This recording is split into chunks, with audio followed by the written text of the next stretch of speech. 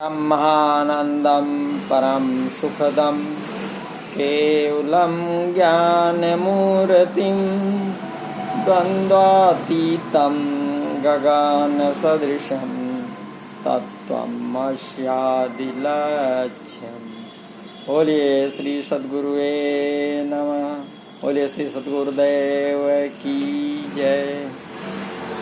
आप समस्त बंधुओं को हमारा हार्दिक प्रणाम, सादर नमस्कार है।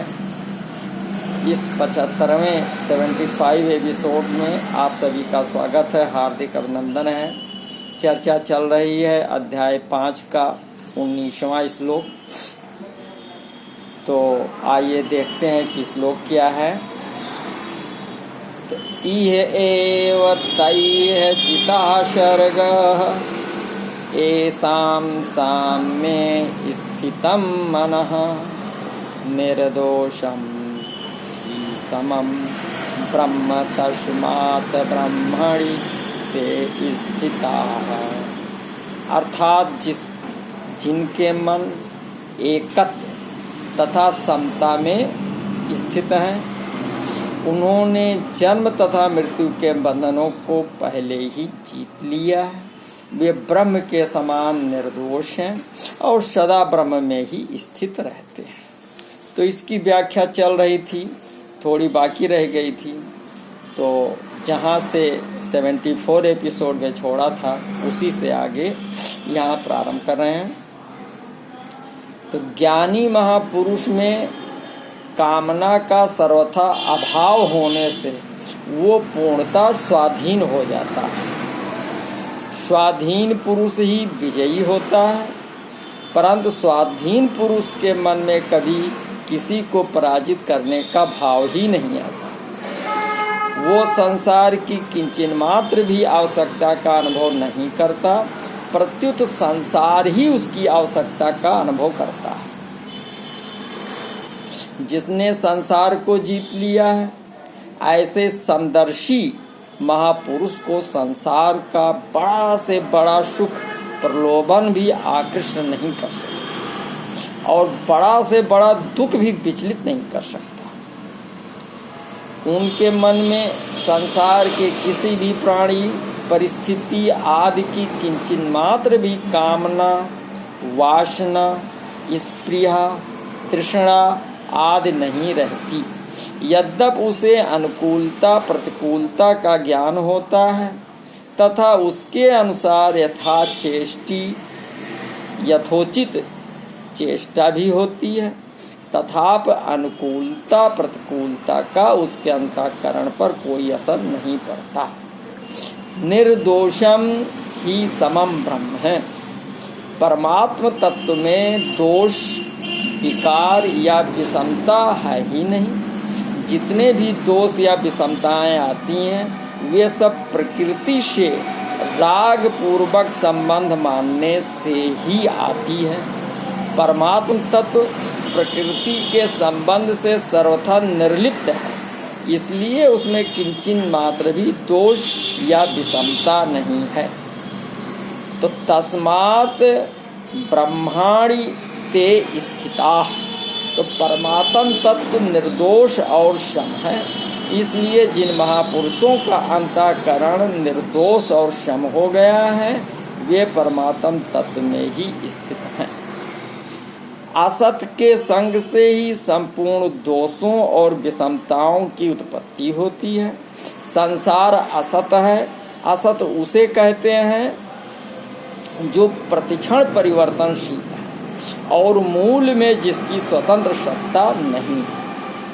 तो असत से संबंध तादात्म्य रहते हुए दोषों और विषमताओं से बचना असंभव है।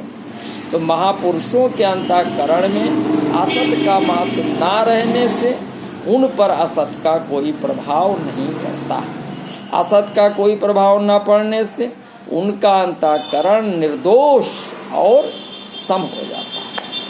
निर्दोष और सम होने से उनकी परमात्म तत्व में स्वतः स्वाभाविक स्थिति हो जाती है, जो कि पहले से ही है। जैसे जहाँ धुआं है वहाँ अग्नि अवश्य है, क्योंकि अग्नि के बिना धुआं संभव ही नहीं। ऐसे ही जिनके अंतःकरण में समता है वे अवश्य ही परमात्म तत्व में स्थित हैं, क्योंकि परमात्म तत्व में स्थित हुए बिना पूर्ण समता आनी संभव ही नहीं है। तो अपनी यानी स्वयं की स्थिति परमात्म तत्व में अथवा समता में होने के कारण ही अंतःकरण में समता आती है। इसलिए अंतःकरण में समता आने पर ही उन महापुरुषों की यह पहचान होती है कि वे परमात्म तत्व में अथवा समता में स्थित हैं। इसी समता को गीता ने योग कहा। तो समत्वम योग उच्यते, और इसकी प्राप्ति को ही गीता मनुष्य जन्म की पूर्णता मानती है। ज्ञान योग का ये प्रकरण 13वें श्लोक से चला है। 15वें श्लोक के अंत में आए जंतवा पद से बहुवचन का प्रयोग आरंभ हुआ है। जो इस 19वें श्लोक तक मोहित हो रहे थे वे सब के सब परमात्म तत्व को प्राप्त कर सकते हैं, परंतु प्रस्तुत श्लोक में ब्रह्मणी पद में एक वचन आया है, जिसका तात्पर्य है कि संपूर्ण मनुष्यों को एक ही परमात्म तत्व की प्राप्ति होती है। मुक्ति चाहे ब्राह्मण की हो अथवा चांडाल की, दोनों को एक ही तत्व की प्राप्ति होती है। भेद केवल शरीरों को लेकर है जो उपाधेय है, तो तत्व को लेकर कोई भेद नहीं है। पहले जितने सनकादिक महात्मा हुए हैं उनको जो तत्व प्राप्त हुआ है वही तत्व आज भी प्राप्त होता है। तो संपूर्ण भाव ये है कि यहाँ आए मन शब्द को बुद्धि का वाचक समझना चाहिए, क्योंकि समता में मन स्थित नहीं होता, प्रत्युत बुद्धि ही स्थित होती है। मन ध्यान में स्थित होता है, ये प्रकरण भी स्थिर बुद्धि का है। मन की स्थिरता केवल ध्यान अवस्था में रहती है, व्यवहार में नहीं, परंतु बुद्धि की स्थिरता निरंतर रहती है। कल्याण मन की स्थिरता में नहीं होता, प्रत्युत बुद्धि की स्थिरता से होता है। मन की स्थिरता से सिद्धियां पैदा होती हैं, अतः मन की स्थिरता इतनी ऊंची नहीं है जितनी बुद्धि की स्थिरता। श्री कृष्ण जी ने भी दूसरे अध्याय में स्थित प्रज्ञ स्थिर बुद्धि होने की महिमा कही है। अगले श्लोक में भी श्री कृष्ण जी ने कहा कि स्थिर बुद्धि सम्मूढ़ो ब्रह्मविद ब्रह्मणि स्थिता। तो साधक भूल से अपने को तत्वज्ञ न मान ले, इसलिए ये पहचान बताई है कि अगर बुद्धि में समता नहीं आई है तो समझ लेना चाहिए कि अभी तत्व ज्ञान नहीं हुआ है, केवल वहम हुआ है। बुद्धि की समता का स्वरूप है राग, द्वेष, हर्ष, शोक आदि ना होना।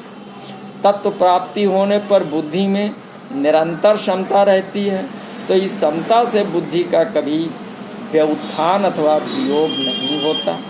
जिनकी बुद्धि समता में स्थित है उनमें राग द्वेष नहीं रहते, उनकी ये संबुद्धि स्वतः अटल बनी रहती है कि सब कुछ एक ही परमात्मा ही है। जब एक परमात्मा तत्व के सिवाय दूसरा कुछ है ही नहीं तो फिर कौन द्वेष करे और किससे करे। तो जब तक एक ही सत्ता अटल अनुभव में आ जाती है तब कोई कामना नहीं रहती और अशांति भी नहीं रहती। तो इसके पहले के श्लोक में जिस स्थिति का वर्णन हुआ है तो उसकी प्राप्ति का साधन तथा सिद्ध के लक्षणों का वर्णन इस श्लोक में श्री कृष्ण जी करते हैं। क्या श्लोक है? ना प्रहर्षेत प्रियम प्राप्य न उद्विजेत प्राप्य च अप्रियम स्थिर बुद्धि असम्मूढ़ा ब्रह्मवित् ब्रह्मण स्थितः। अर्थात जो न तो प्रिय वस्तु को पाकर हर्षित होता है और न अप्रिय को पाकर विचलित होता है, जो स्थिर बुद्धि है, जो मोह रहित है और भगवत विद्या को जानने वाला है, वो पहले से ही ब्रह्म में। कबीर साहब जी ने इसको बहुत ही सटीक ढंग से कहा है कि ना आवे का खुशी ना जावे का गुन्ना, भजन कर मुन्ना, भजन कर मुन्ना। यानी क्षमता की बात यहाँ पर कबीर साहब जी ने बहुत ही स्पष्ट ढंग से किया है, और वही बात इस श्लोक से गीता में बताया गया है। तो ना प्रहस्यत प्रियम प्राप ना उद्वेजित प्राप्य च अप्रियम। यानी शरीर, इंद्रियां, मन, बुद्धि, सिद्धांत, संप्रदाय, शास्त्र आदि के अनुकूल प्राणी, पदार्थ, घटना, परिस्थिति आदि को प्राप्त होना ही प्रिय को प्राप्त होना। और शरीर, इंद्रियां, मन, बुद्धि, सिद्धांत, संप्रदाय, शास्त्र आदि के प्रतिकूल प्राणी, पदार्थ, घटना, परिस्थिति आदि की प्राप्ति होना ही अप्रिय को प्राप्त होना। तो प्रिय और अप्रिय को प्राप्त होने पर भी साधक के अंतःकरण में हर्ष और शोक नहीं होने चाहिए। यहाँ प्रिय और अप्रिय की प्राप्ति का ये अर्थ नहीं है कि साधक के हृदय में अनुकूल या प्रतिकूल प्राणी पदार्थों के प्रति राग या द्वेष है। प्रत्युत यहाँ उन प्राणी पदार्थों की प्राप्ति के ज्ञान को ही प्रिय और अप्रिय की प्राप्ति कहा गया है। प्रिय या प्रिय की प्राप्ति अथवा अप्राप्ति का ज्ञान होने में कोई दोष नहीं है। अंतःकरण में उनकी प्राप्ति अथवा अप्राप्ति का असर पड़ना, अर्थात हर्ष और विषाद यानी शोकादि का विकार होना ही दोष है। तो प्रियता और अप्रियता का ज्ञान तो अंतःकरण में होता है, पर हर्षित और उद्विग्न करता होता। तो अहंकार से मोहित अंतःकरण वाला पुरुष प्रकृति के करणों के द्वारा होने वाली क्रियाओं को लेकर मैं करता हूँ ऐसा मान लेता है तथा हर्षित और उद्विग्न होता रहता है। परंतु जिसका मोह दूर हो गया है, जो तत्ववेत्ता है, वो गुण ही गुणों में बरत रहे हैं ऐसा जानकर अपने में यानी अपने स्वरूप में, अपनी आत्मा में वास्तविक आकृतित्व का अनुभव करता है। तो स्वरूप का हर्षित और उद्विग्न होना संभव ही नहीं है। स्थिर बुद्धि, स्वरूप का ज्ञान स्वयं के द्वारा ही स्वयं को होता है। इसमें ज्ञाता और ज्ञेय का भाव नहीं रहता। यह ज्ञान करण निरपेक्ष होता है, अर्थात इसमें शरीर, इंद्रियां, मन, बुद्धि आदि किसी करण की अपेक्षा नहीं है, इसलिए वो अल्प ज्ञान।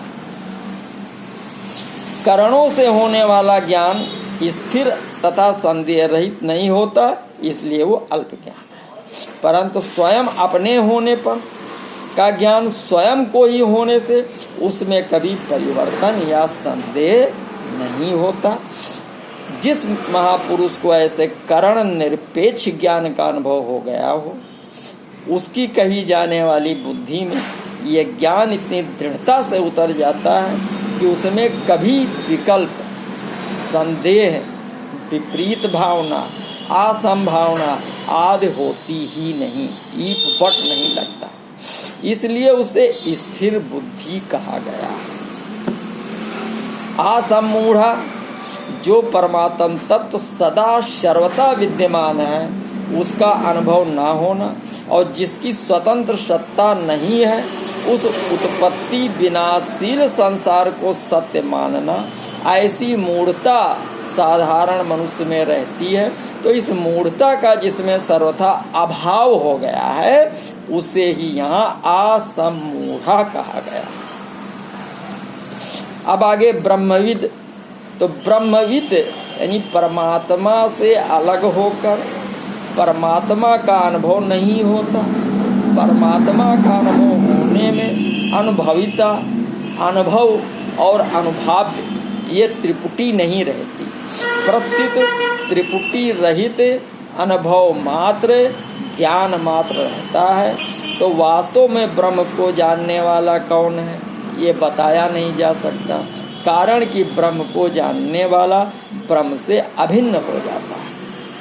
ब्रह्म वैद ब्रह्मैव भवति, ब्रह्मेव शन ब्रह्माप्येति बृहदारण्यक में बताया गया है। तो इसलिए वो अपने को ब्रह्मविद मानता ही नहीं, अर्थात उसमें मैं ब्रह्म को जानता हूँ ऐसा अभिमान नहीं रहता।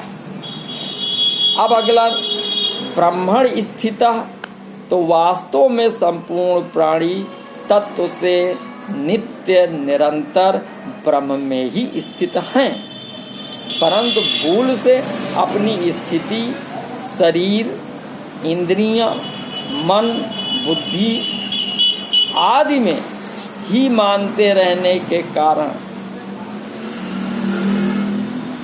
मनुष्य को ब्रह्म में अपनी स्वाभाविक स्थिति का अनुभव नहीं होता।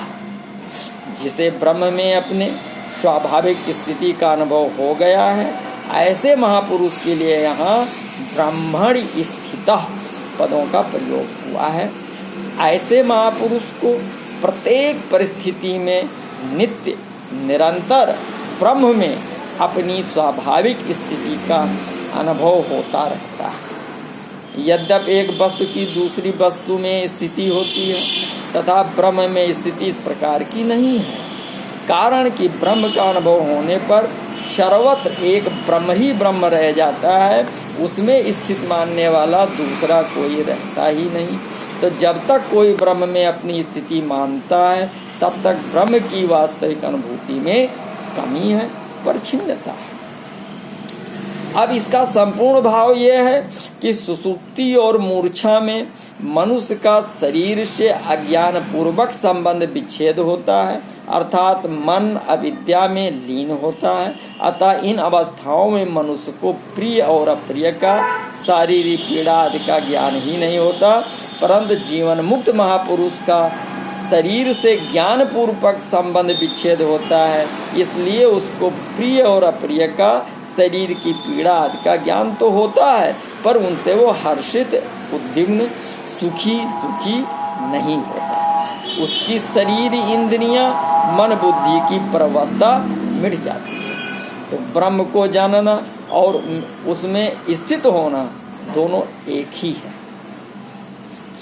ब्रह्म में अपनी स्वाभाविक स्थिति का अनुभव किस प्रकार का होता है, तो इसका विवेचन भगवान श्री कृष्ण जी इस 21वें श्लोक में कर। आइए देखते हैं कि 21वां श्लोक क्या है।